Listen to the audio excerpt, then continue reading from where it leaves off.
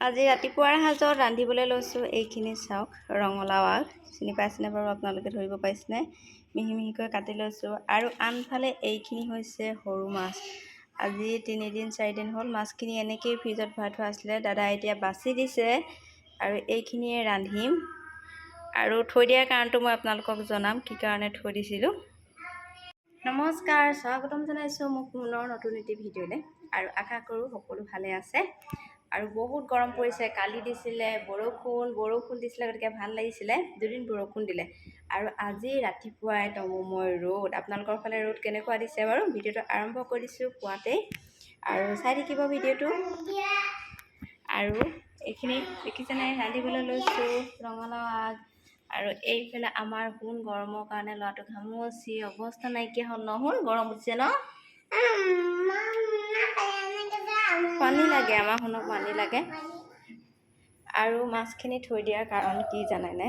এই শাওণ মাহত মই কেইবছৰমান 4 বছৰমান হৈছে শাওণ মাহত মাছ মাংস তেনেকৈ সেইখিনি বস্তু মই নাখাওঁ, কিন্তু আমাৰ ঘৰত এখেতলোকে খায়।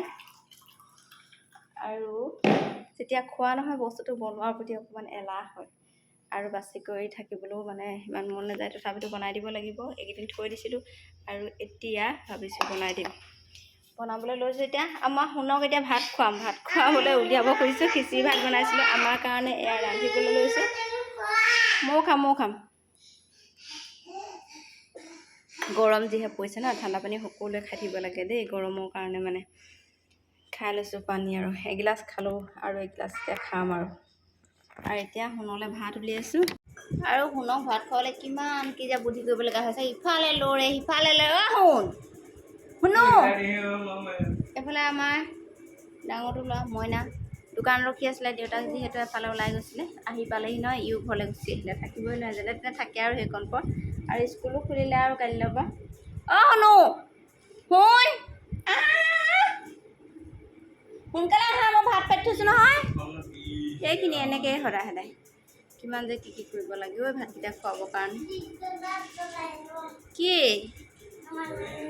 আৰু এতিয়া এইখিনি ৰঙালাও, মচুৰ দালি, কঁঠাল গুটি আৰু আলু এখন চব্জি বনাইছোঁ। মাছ ফ্ৰাই কৰা নাই, মাছ ফ্ৰাই কৰিম।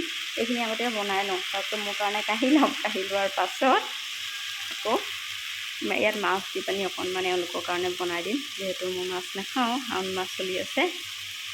আৰু এতিয়া বনাই আছোঁ। ইমান ৰ'দ দিছে নহয়, কাপোৰখিনি মেলিবলৈ আছে। এতিয়া মেলি লওঁ আৰু সেইবিলাক পানী গৰম কৰি থৈছোঁ, ইয়াতে দি দিম। আৰু এতিয়া এইখিনি মাছখিনি ফ্ৰাই কৰি আছোঁ। এয়া চাওক, আৰু এইখিনি আমাৰ বনোৱা হৈ গ'ল। এতিয়া মাছখিনি ফ্ৰাই কৰি দিওঁ। এইখিনি আচলতে আমাৰ সেইদিনাখন হাল বাইছিলে, বোকা দিছিলে। বোকা দি এতিয়া ধৰা মাছ এইখিনি।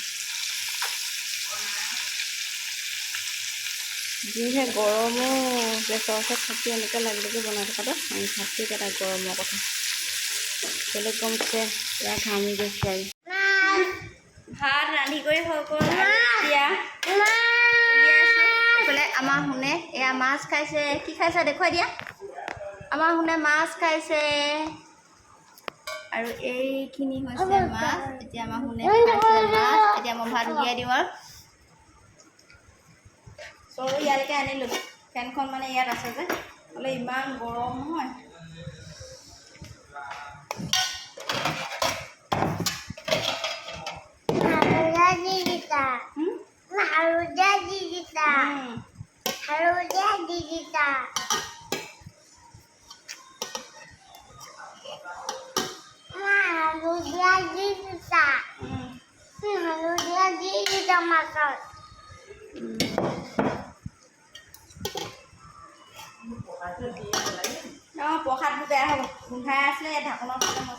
তাৰপাছত এতিয়া খাবলৈ বহিছে আমাৰ সোণ। আমি খোৱা নাই যেনিবা। তাৰপিছত সোণক ভাবিছোঁ আগতীয়াকৈ খুৱাই লওঁ, কিন্তু খোৱাৰ আগতে এইখিনি চাওঁ। সি নিজে খাবলৈ লাগে, খাবলৈ ধৰিছে। মাছ খাই আছে সি কামুৰি।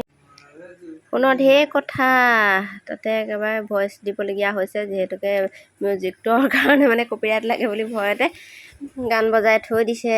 তাৰপাছত দেখুৱালোঁ আপোনালোকক ৰাতিপুৱাৰ পৰা অকণমান মুহূৰ্ত আমাৰ সোণৰ লগত কেনেকৈ পাৰ কৰিছোঁ সময়খিনি। ভিডিঅ'টো চাই কেনে পালে কমেণ্ট কৰি জনাব। আৰু যিসকল নতুনকৈ চাইছে তেওঁলোকে প্লিজ মোৰ চেনেলটো ছাবস্ক্ৰাইব কৰি দিব। যাতে আহিব লগা নতুন নতুন ভিডিঅ'সমূহ চাই থাকিব পাৰে। আৰু শেষলৈকে চোৱাৰ বাবে আপোনালোকলৈ জনাইছোঁ অশেষ ধন্যবাদ। আমাৰ সোণৰ কথা অন্ত নাই। এয়া টেঙা খাইছে দেখিছিলে, মোক ভাত খুৱাই দিবলৈ নিদিয়ে, সি হেনো নিজে খাব। সেইকাৰণে মই কাষতে ৰখি আছোঁ। আৰু এইখিনি আৰু সৰু ল'ৰা ছোৱালীৰ কথা।